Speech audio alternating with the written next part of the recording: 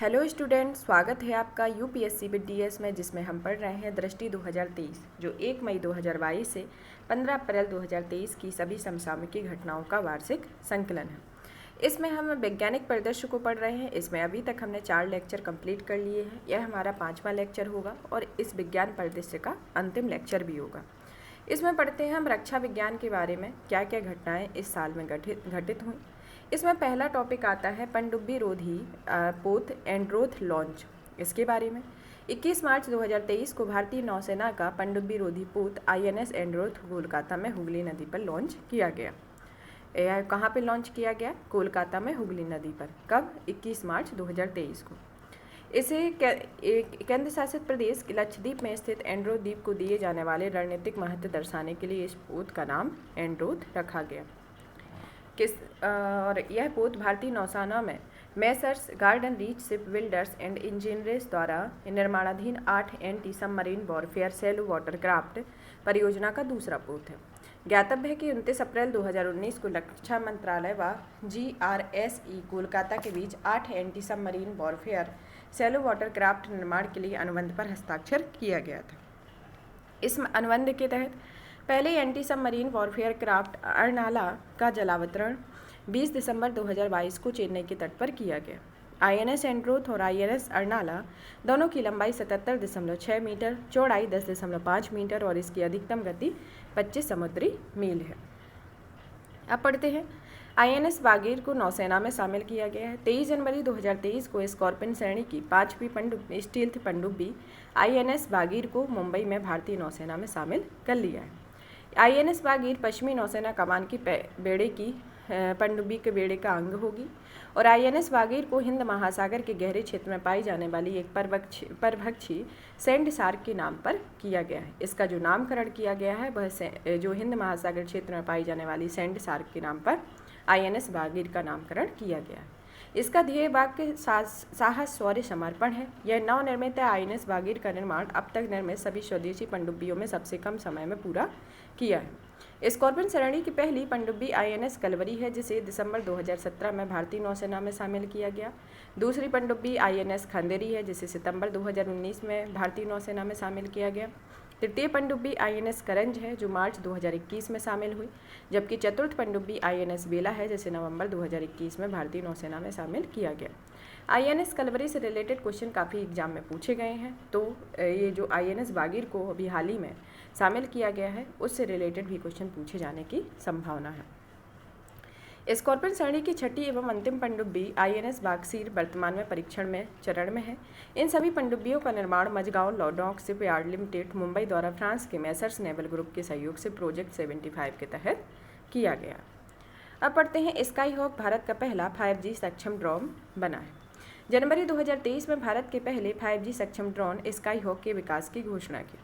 इस ड्रोन का विकास startup IG drone द्वारा किया गया है। इस ड्रोन के विकास में ओडिशा के बोरला संबलपुर जिला स्थित Veer Surendra Sai university of technology के उद्यमियों की भी भूमिका रही है। 5G तकनीक के लैस होने के कारण स्काई हॉक क्षेत्र में नियंत्रित किए जाने की बजाय सीधे कमांड सेंटर को नियंत्रित किया जा सकेगा। स्काई हॉक ऊर्ध्वाधर उड़ान भरने तथा ऊर्ध्वाधर लैंड करने में भी सक्षम है और स्पष्ट है कि स्काई हॉक एक VTOL है, जिसे पारंपरिक रनवे की आवश्यकता के बिना किसी भी क्षेत्र में संचालित किया जा सकता है। यह अपने साथ 10 किलोग्राम तक वजनी पेलोड ले जा सकता है और लगभग 5 घंटे तक लगातार उड़ान भरने में सक्षम है। स्काई हॉक क्या है? यह भारत का पहला 5G सक्षम ड्रोन है।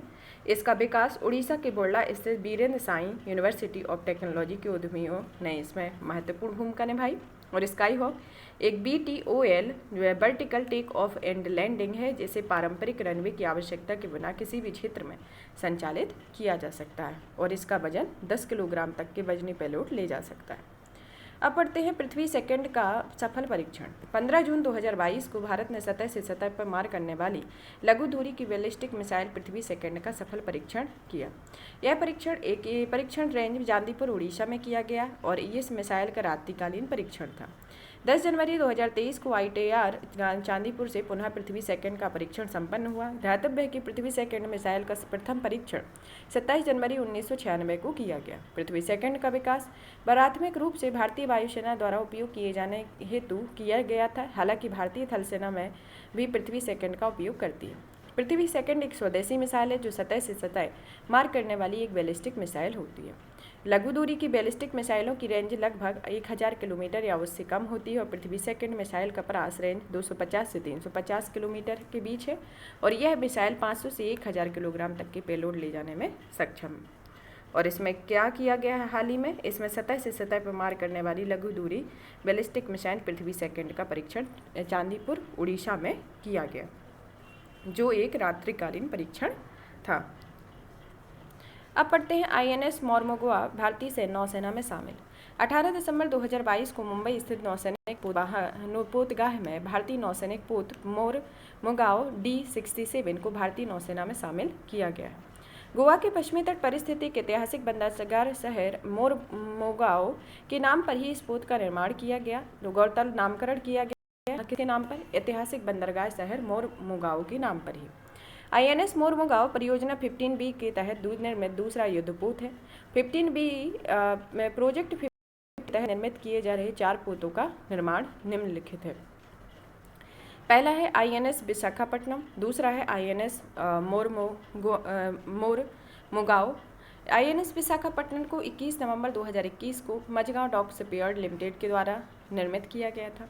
आईएनएस मोरमुगाओ को 18 दिसंबर 2022 को मझगांव डॉक शिपयार्ड लिमिटेड द्वारा निर्मित किया गया है। आईएनएस इम्फाल, आईएनएस सूरत आने की इस कपोत का निर्माण की संभावनाएं बताई गई हैं। P15B के पोतों को विशाखापट्टनम श्रेणी के विध्वंसक युद्धपोत के नाम से जाना जाता है। आईएनएस मोरमुगाओ को भारतीय नौसेना की इन हाउस संगठन वॉरशिप डिजाइन ब्यूरो द्वारा डिजाइन किया गया। इसको किसके द्वारा डिजाइन किया गया? वॉरशिप डिजाइन ब्यूरो द्वारा। यह पोत लगभग 75% स्वदेशी उपकरणों से निर्मित है और इस पोत की कुल लंबाई 163 मीटर है और चौड़ाई 17 मीटर और वजन 7400 टन है। यह 30 समुद्री मील से अधिकतम गति प्राप्त करने में सक्षम है।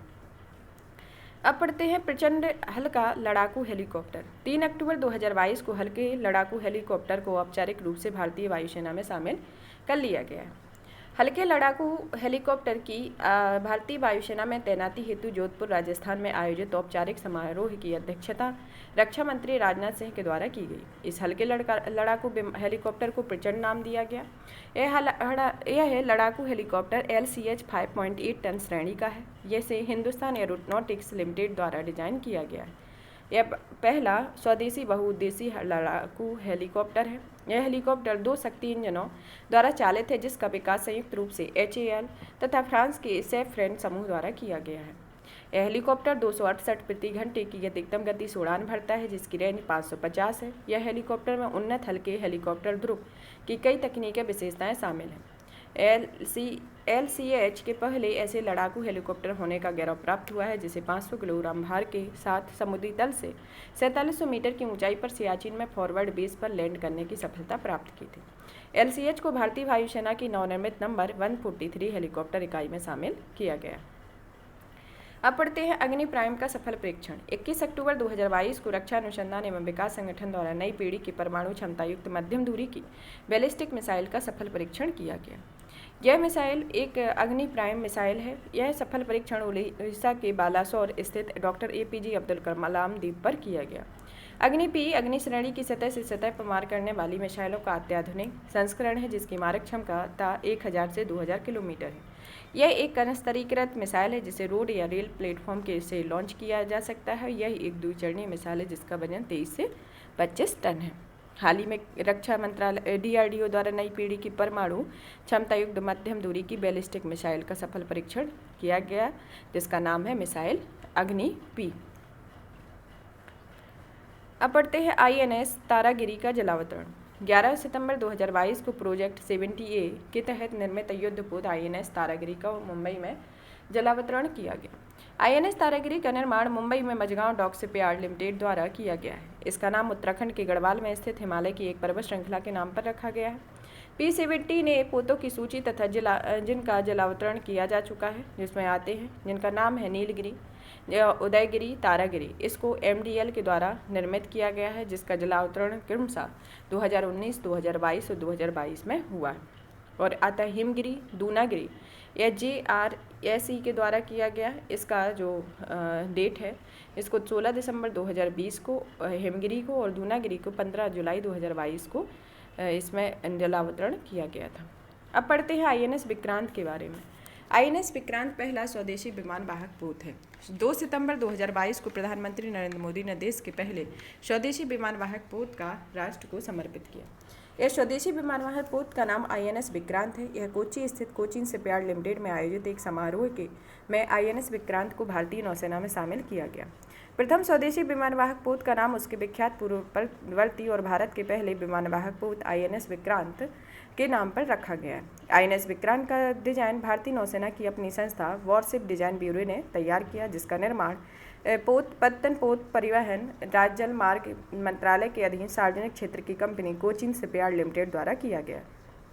INS विक्रांत के भारतीय नौसेना में शामिल होने के पश्चात भारत, संयुक्त राज्य अमेरिका, UK, फ्रांस, रूस, चीन सहित घरेलू स्तर पर विमान वाहक पोत की डिजाइन और निर्माण की विशिष्ट क्षमता वाले देशों के विशिष्ट समूह में शामिल है। INS विक्रांत के निर्माण में DMR ग्रेड के विशिष्ट स्टील का उपयोग किया गया है, जिसकी आपूर्ति steel authority of India limited या सेल के द्वारा की गई है। इस स्टील का उत्पादन steel authority of India limited द्वारा रक्षा धातुकर्म विकास प्रयोगशाला एवं भारतीय नौसेना के सहयोग से पहली बार किया गया। इस पोत का ध्येय वाक्य है जयम समम युद्धस्पर्धा, मतलब defeat those who fights against me. यह इसका ध्येय वाक्य है। INS विक्रम भारत के सामुद्रिक इतिहास में निर्मित अब तक का सबसे विशाल युद्धपोत है और यह भारतीय नौसेना हेतु डिजाइन एवं निर्मित पहला स्वदेशी विमान वाहक पोत है, जिसकी लंबाई 262.5 मीटर है और चौड़ाई 61.6 मीटर है। इसकी पोत का पूर्ण विस्थापन लगभग 43,000 टन है और इसमें 88 मेगावाट की शक्ति को 4 गैस टर्बाइनों द्वारा संचालित किया जाता है और इसमें 28 समुद्री मील की अधिकतम गति प्रदान करते हैं। यह पोत स्वदेशी निर्मित उन्नत हल्के हेलीकॉप्टरों और हल्के लड़ाकू विमानों को संचालित करने में सक्षम है। इसके साथ ही यह पोत MiG-29 के लड़ाकू विमानों, पूर्ण हवाई चेतावनी हेलीकॉप्टर कामोक 31A और MH-60R बहुउद्देशीय हेलीकॉप्टरों से लैस है। अब पढ़ते हैं INS सिंधु ध्वज सेवा मुक्त हो गया है उसके बारे में। 16 जुलाई 2022 को वर्ष की सेवा के बाद पनडुब्बी INS सिंधु ध्वज को भारतीय नौसेना से सेवा मुक्त किया गया। इसे जून 1987 में भारतीय नौसेना में शामिल किया गया था। यह किलो श्रेणी की 10 पनडुब्बियों में से एक थी, जिन्हें भारत में वर्ष 1986 और 2000 के बीच रूस से खरीदा था। यह एकमात्र ऐसी पनडुब्बी थी जिसे प्रधानमंत्री द्वारा नवाचार के लिए CNLS रोलिंग ट्रॉफी से सम्मानित किया गया था और इस श्रेणी की एक पनडुब्बी INS सिंधु रक्षा अगस्त 2013 में मुंबई बंदरगाह पर दुर्घटनाग्रस्त हो गई थी और वर्तमान में सेवा में नहीं है, तथा एक अन्य पनडुब्बी INS सिंधु वीर वर्ष 2020 में म्यांमार को हस्तांतरित कर दी गई थी। अब पढ़ते हैं वरुण, भारत का पहला यात्री ड्रोन के बारे में। जुलाई 2022 में प्रधानमंत्री नरेंद्र मोदी ने भारत के पहले स्वदेशी यात्री ड्रोन वरुण का अनावरण किया। वरुण एक स्वायत्त मल्टी कॉप्टर ड्रोन है जो यात्री को वहन करने में सक्षम है। इसको पुणे, महाराष्ट्र स्थित एक भारतीय startup company Sagar Defence Engineering DSR एवं naval technology development acceleration cell के साथ मिलकर विकसित किया गया है। यह एक पायलट रहित ड्रोन है जिसका संचालन रिमोट के द्वारा किया जाता है। इसमें एक व्यक्ति को वहन करने की क्षमता होती है। यह अपने साथ 130 किलोग्राम तक की पेलोड ले जा सकता है और यह 25 किलोमीटर तक की दूरी तय कर सकता है। इसे लगभग 35 से 33 मिनट तक उड़ाया जा सकता है और यह ड्रोन तकनीकी खराबी के बाद भी सुरक्षित लैंडिंग में सक्षम है। यह नौसेना की जंगी जहाज़ों पर भी लैंडिंग एवं टेक ऑफ कर सकेगा। ड्रोन संबंधी प्रयोग पहले कौन कौन सी है? सितंबर 2021 में केंद्र सरकार ने ड्रोन उद्योग में विनिर्माण और सेवाओं को बढ़ावा देने के लिए प्रोडक्शन लिंक्ड इंसेंटिव योजना को अधिसूचित किया। 9 फरवरी 2022 को केंद्र सरकार द्वारा ड्रोन आयात नीति अधिसूचित की गई और ड्रोन के घरेलू निर्माण को बढ़ावा देने के लिए केंद्र सरकार ने भारत में विदेशी ड्रोन के आयात पर तत्काल प्रभाव से प्रतिबंध लगा दिया है। मार्च 2022 में मध्य प्रदेश के ग्वालियर में पहला ड्रोन स्कूल खोला गया है। इसके साथ ही 4 अन्य स्थानों पर भी ड्रोन स्कूल खोले गए हैं। इसमें 4 शहर हैं: भोपाल, इंदौर, जबलपुर, सतना। 27 से 28 मई 2022 को नई दिल्ली के प्रगति मैदान में भारत का ड्रोन महोत्सव 2022 को लॉन्च किया गया तथा मई 2022 में भारतीय डाक विभाग द्वारा पहली बार गुजरात के कच्छ जिले में एक ड्रोन का उपयोग करके पार्सल भेजा गया। ये जितने भी पॉइंट बताते जा रहे हैं ये सभी इंपॉर्टेंट हैं। इनसे किसी से भी एक क्वेश्चन आ सकता है। ड्रोन संबंधी स्टार्टअप्स का समर्थन करने तथा ड्रोन को एक ड्रोन की सेवा के रूप में बढ़ावा देने के लिए 1 फरवरी 2022 को केंद्रीय बजट 2022-23 में मिशन ड्रोन शक्ति की घोषणा की गई है। इससे संबंधित इंपॉर्टेंट पॉइंट है। अब पढ़ते हैं अग्नि 4 का सफल परीक्षण। 6 जून 2022 को उड़ीसा स्थित डॉक्टर APJ अब्दुल कलाम से नाभिकीय सक्षम बैलिस्टिक मिसाइल अग्नि 4 का सफल परीक्षण किया गया। अग्नि 4 का यह सफल परीक्षण सेना के सामरिक बल कमान द्वारा किए जाने वाले प्रयोक्ता परीक्षण का भाग है। द्विचरणीय अग्नि 4 मिसाइल का 8वां परीक्षण है और स्वदेशी तकनीक से विकसित अग्नि 4 मिसाइल की लंबाई 20 मीटर एवं वजन 17 टन है। सतह से सतह पर मार करने वाली इस मिसाइल की मारक क्षमता 4000 किलोमीटर है। यह मिसाइल ठोस ईंधन प्रौद्योगिकी द्वारा संचालित होती है। Ring laser gyro based inertial navigation system और माइक्रो नेविगेशन सिस्टम इस मिसाइल को लक्ष्य को सटीकता से भेजने में मदद करता है। ज्ञातव्य है कि अग्नि भारत द्वारा विकसित मध्यम से अंतर महाद्वीपीय रेंज की बैलिस्टिक मिसाइलों की एक श्रृंखला है और अग्नि श्रृंखला की समस्त मिसाइलें सतह से सतह पर मार करने के लिए वाली मिसाइलें होती हैं। अब पढ़ते हैं INS निशंक व INS अक्षय सेवा मुक्त हुए हैं। 3 जून 2022 को INS निशंक को सेवा मुक्त किया गया और इसके साथ ही INS अक्षय को भी सेवा मुक्त किया गया। दोनों कॉर्वेट को मुंबई महाराष्ट्र स्थित नेवल डॉकयार्ड में आयोजित समारोह में सेवा मुक्त किया गया और INS निशंक वीर श्रेणी के कॉर्वेट की श्रृंखला का चौथा पोत था और INS निशंक को सितंबर 1989 में भारतीय नौसेना में शामिल किया गया था। यह कॉर्वेट 22 मिसाइल बेसल स्क्वाड्रन का हिस्सा था। INS अक्षय अभय श्रेणी के कॉर्वेट की श्रृंखला का तीसरा पोत था जिसे 10 दिसंबर 1990 को भारतीय नौसेना में शामिल किया गया। यह कॉर्वेट 23 पेट्रोल बेसल स्क्वाड्रन का हिस्सा था। दोनों पोतों ने अपने सेवाकाल में कारगिल युद्ध के दौरान ऑपरेशन तलवार और वर्ष 2001 में ऑपरेशन पराक्रम सहित कई नौसैनिक अभियानों में भाग लिया। अब पढ़ते हैं INS गोमती सेवा मुक्त हुआ है। 28 मई 2022 को INS गोमती को सेवा मुक्त किया गया। 34 वर्षों तक भारतीय नौसेना में सेवा देने के पश्चात मुंबई में आयोजित एक समारोह में इसे सेवा मुक्त कर दिया गया है। यह गोदावरी श्रेणी के निर्देशित मिसाइल युद्ध पोतों की श्रृंखला का तीसरा पोत और कार्य मुक्ति के समय पश्चिमी बेड़े का सबसे पुराना पोत है। INS गोमती का नाम गोमती नदी से व्युत्पन्न हुआ है। इसे 16 अप्रैल 1988 को भारतीय नौसेना में शामिल किया गया।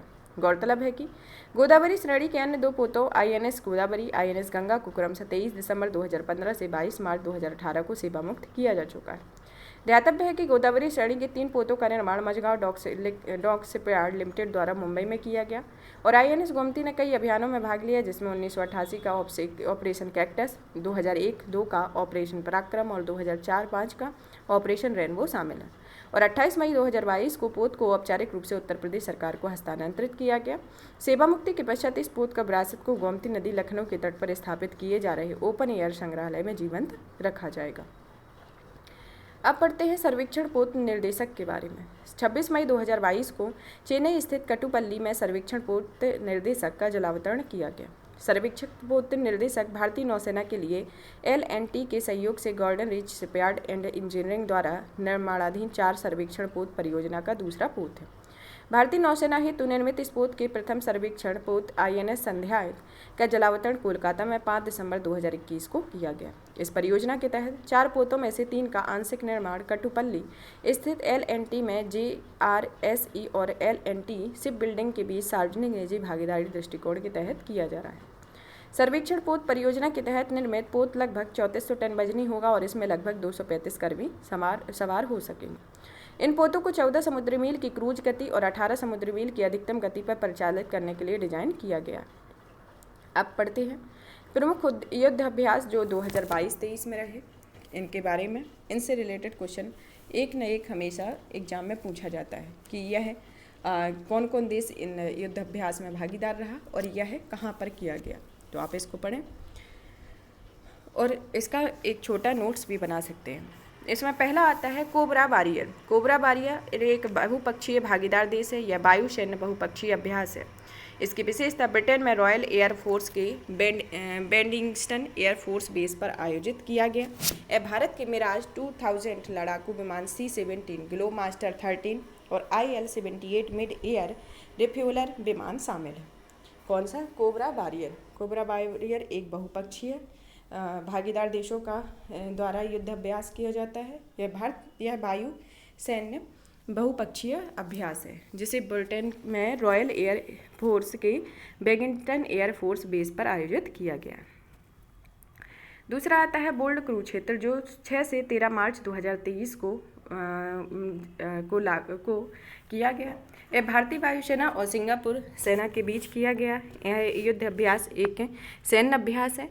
यह जोधपुर मिलिट्री स्टेशन पर संपन्न हुआ। यह इसका 13वां संस्करण और पहली बार इसे 2005 में आयोजित किया गया था।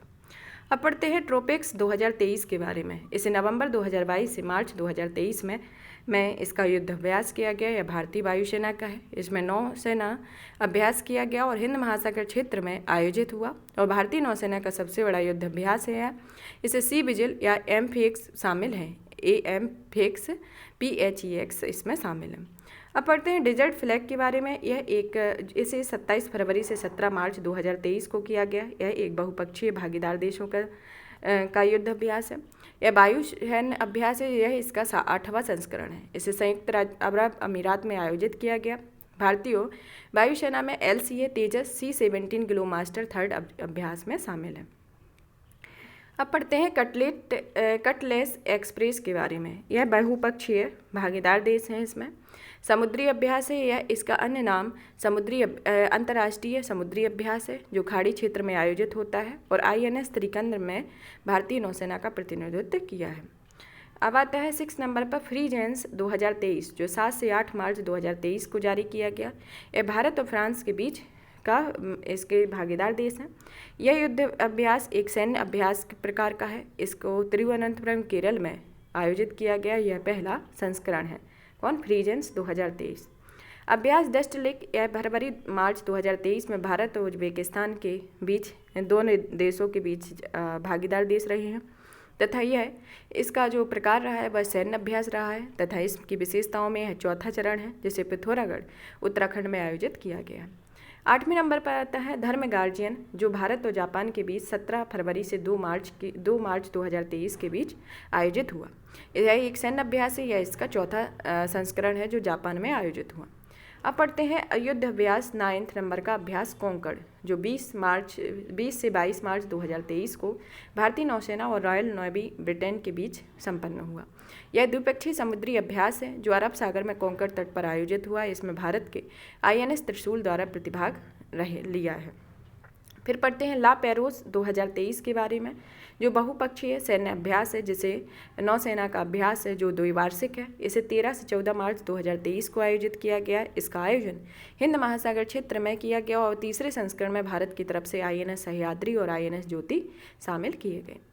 शून्य से मैत्री यह 1 से 2 मार्च 2023 को भारत जापान के बीच आयोजित हुआ। यह एक वायु सैन्य अभ्यास है।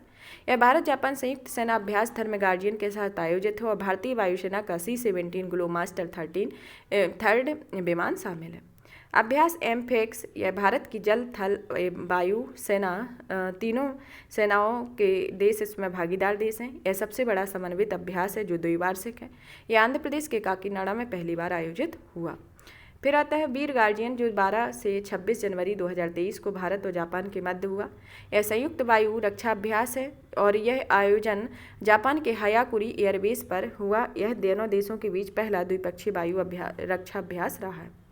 अब पढ़ते हैं सूर्य किरण 16 के बारे में। यह भारत और नेपाल के बीच 16 से 29 दिसंबर 2023 को संयुक्त सैन्य परीक्षण अभ्यास किया गया। यह 16वां संस्करण है जो साल झंडी नेपाल में आयोजित हुआ। अब 15 नंबर पर आता है काजिंद 2022 के बारे में जो 15 से 28 दिसंबर 2022 को हुआ। यह भारत और कजाकिस्तान के मध्य हुआ।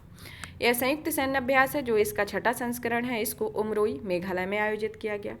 अब आता है 60 नंबर का अग्नि वॉरियर जो 2022 में आयोजित हुआ। यह 13 से 30 नवंबर 2022 को भारत और सिंगापुर के बीच द्विपक्षीय सैन्य अभ्यास है जिसका 12वां संस्करण है देवलाली महाराष्ट्र में संपन्न हुआ। अब आता है ऑस्ट्रा हिंद 2022 के बारे में। 28 नवंबर से 11 दिसंबर 2022 को यह भारत ऑस्ट्रेलिया के मध्य संपन्न हुआ। यह द्विपक्षीय सैन्य प्रशिक्षण अभ्यास है। यह इसका पहला संस्करण है। यह महाजन फील्ड फायरिंग रेंज राजस्थान में आयोजित किया गया।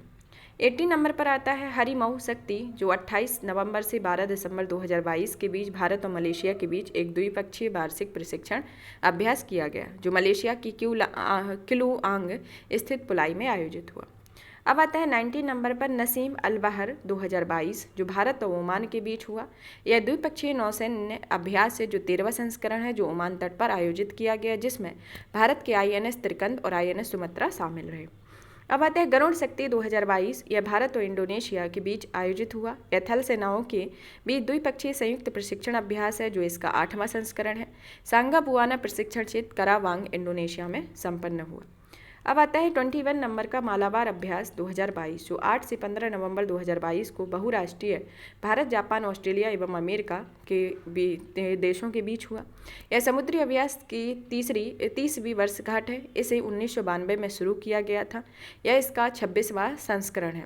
मेजबान Japan maritime self defence force इसमें मेजबान देश है और भारत की तरफ से INS शिवालिक एवं कार्म्योता को शामिल किया गया। अब 22 नंबर का आता है IMT त्रिलाट 2022 जो 27 से 29 अक्टूबर 2022 इसका समय है। भारत, मोजाम्बिक एवं तंजानिया इसके पक्षकार देश हैं और त्रिपक्षीय नौसेना अभ्यास शामिल है। यह पहला संस्करण दास एल सलाम तंजानिया में आयोजित हुआ। इस अभ्यास में भारतीय नौसेना की ओर से INS तरकस, चेतक हेलीकॉप्टर और विशेष नौसैन्य बल मार्कोस शामिल है।